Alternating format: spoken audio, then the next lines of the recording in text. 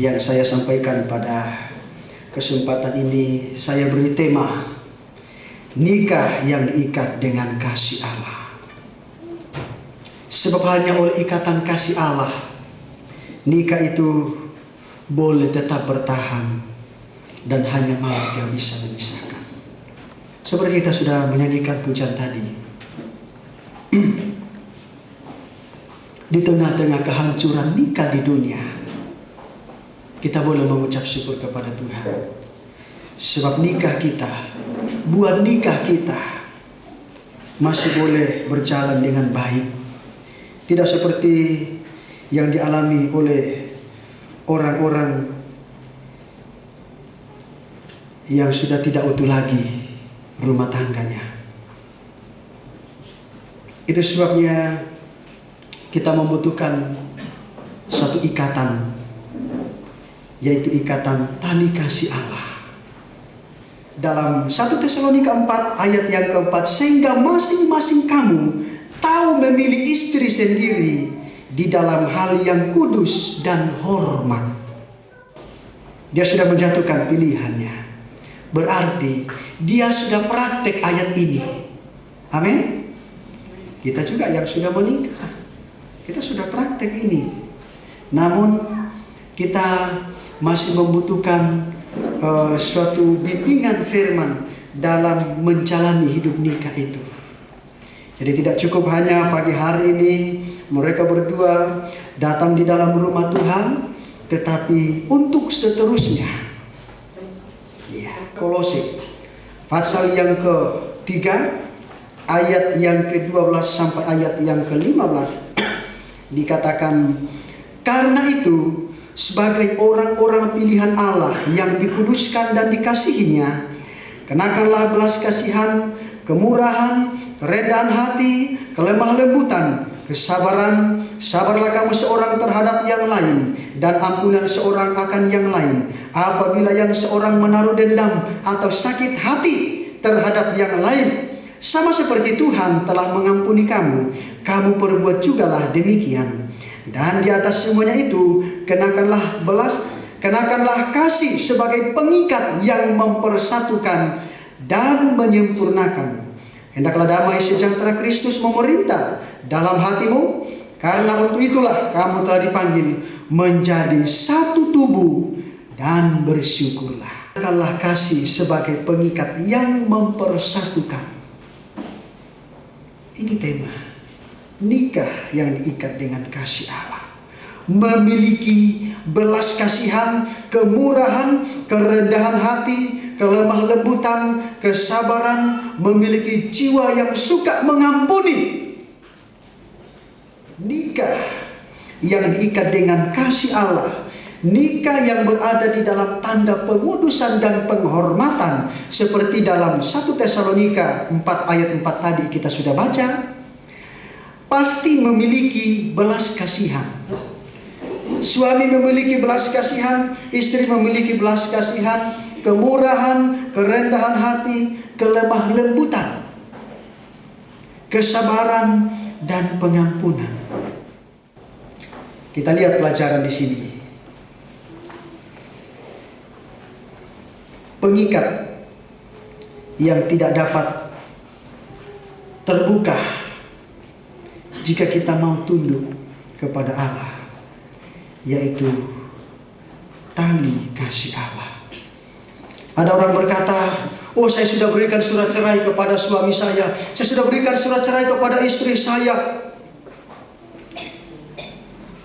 Bisa saja kita buat seperti itu. Tetapi firman Allah berkata, seorang istri, seorang suami terikat dengan istrinya, terikat dengan suaminya seumur hidup. Selagi mereka berdua masih hidup, ikatan itu tidak pernah lepas. Hanya saja kita yang berusaha untuk melepaskan diri. Tetapi yakinlah dan mengertilah firman bahwa apa yang telah dipersatukan Allah tidak dapat dipisahkan oleh manusia. Mungkin secara fisik berpisah, tetapi ingat, ikatan di hadapan Tuhan tidak pernah terlepas. Oleh karena itu, siapa yang menceraikan istrinya, siapa yang menceraikan suaminya, dan kawin dengan perempuan lain kalau dia suami, kawin dengan laki-laki lain kalau dia istri, dikatakan berzina. Itu sebabnya kita membutuhkan kasih Allah untuk membimbing kita. Pada ayat yang ke-14, kenakanlah kasih sebagai pengikat yang mempersatukan, bukan hanya mempersatukan, tetapi ikatan kasih ini membawa kepada kesempurnaan. Belum ada nikah di dunia ini yang sempurna, yakinlah saudara. Anda mungkin boleh berkata, jika ada, oh saya dengan mamanya tidak pernah bertengkar sejak kami masuk ke dalam rumah tangga sampai kami sudah punya cucu. Mungkin gigi sudah tidak ada juga, belum pernah bertengkar. Oke, bagus. Tetapi apa itu ukuran kesempurnaan? Saya katakan bukan. Bukan. Saudara Abraham dan saudari, ya sering kita panggil akrab di gereja, di rumah juga, Ati. Ya. Bukan lagi dua. Sekalipun kita lihat dari sini dan Anda lihat dari belakang, dua orang di depan. Loh ya memang. Untuk itulah mereka datang dan kita bawa bersama. Kita mau satukan. Ya. Kita mau satukan. Kasih yang ada di antara mereka ini akan kita lilitkan nanti di dalam doa, supaya mereka terikat. Kesatuan tubuh atau nikah ini kalau tidak diikat dengan kasih, maka kesatuan tubuh ini atau nikah ini mudah hancur. Ya.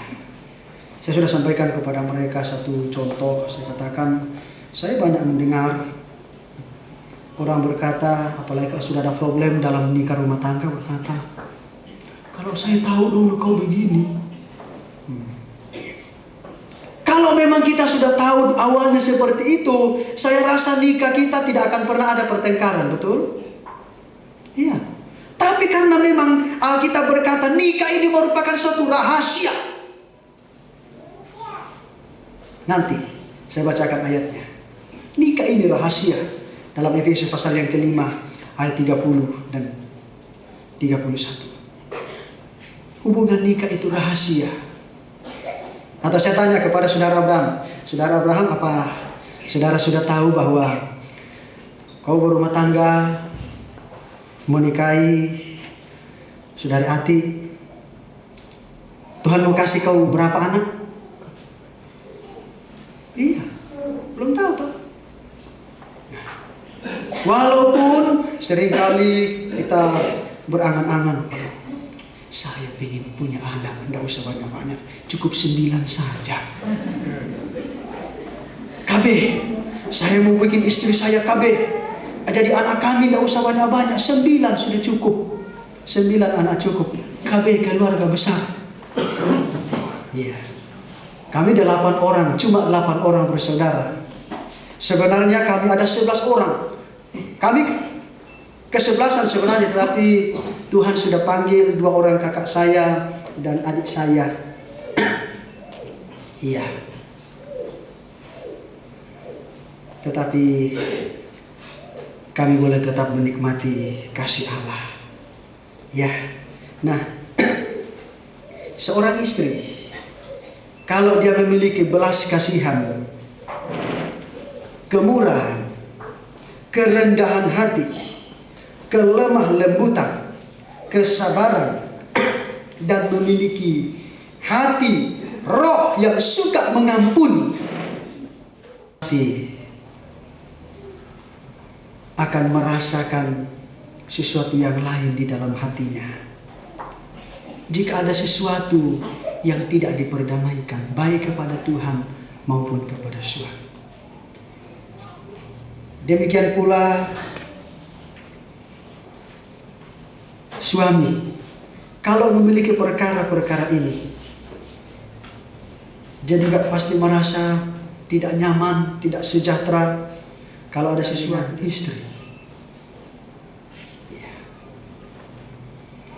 Dan ingat, kalau suami istri memiliki perkara ini, yaitu belas kasihan, kemurahan, kerendahan hati, kelemah lembutan, kesabaran, pengampunan, di dalam nikah mereka, maka bagi mereka perkara ini tidak sulit.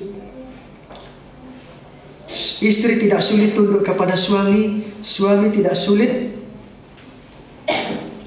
untuk mengasihi dan merawat istri. Pasal 3 ayat 19 ini masih diperuntukkan kepada suami.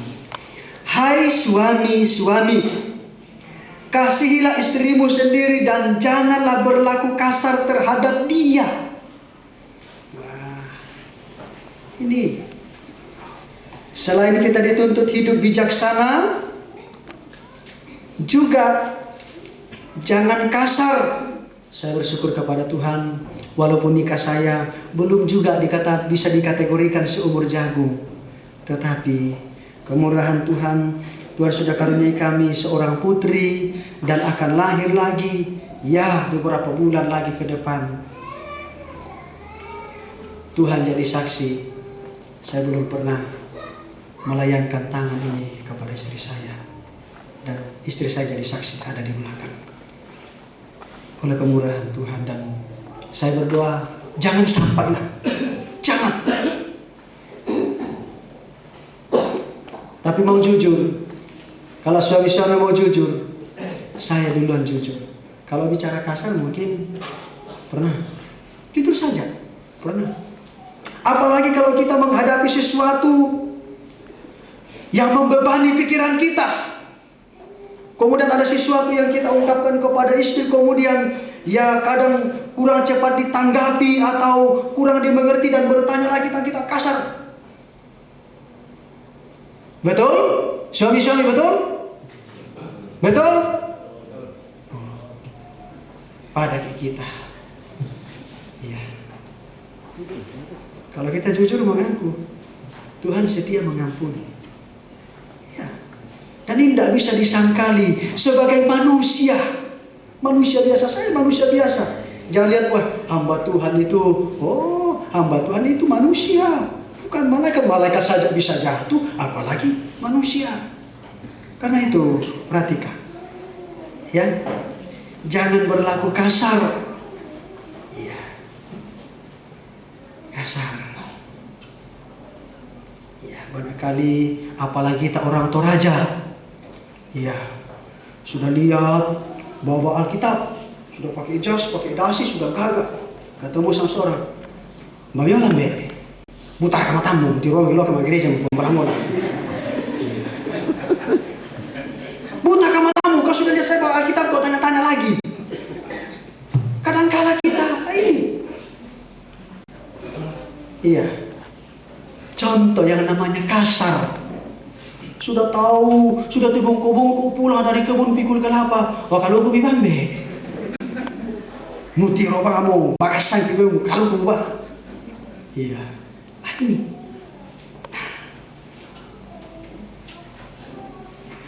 Atau istri, kita pulang ke rumah, apa capek ya? Sudah capek setengah. Iya. Padahal maksud itu mau memberi perhatian. Iya. Mau memberi perhatian. Iya. Karena istri juga butuh perhatian. Betul ibu-ibu? Kalau Anda tidak merendam aku, ya saya tidak ngerti lagi. Mungkin ya tidak usahlah kita cerita. Kembali kepada pelajaran firman. Hubungan suami istri, jika saling mengerti, saling menghargai, saling menghormati satu sama lain, yaitu istri tunduk kepada suami dan menempatkan diri sebagai istri, dikatakan kaum yang lemah pewaris kemurahan Allah.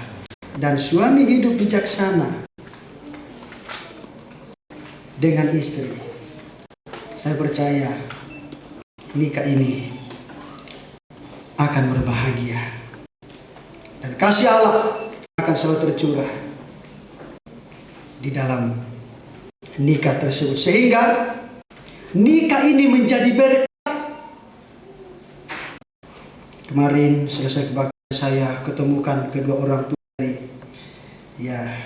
kedua mempelai ini. Saya kasih duduk bicara dan saya saksi pada mereka apa yang saya kerjakan, apa yang saya dapati pada diri mereka.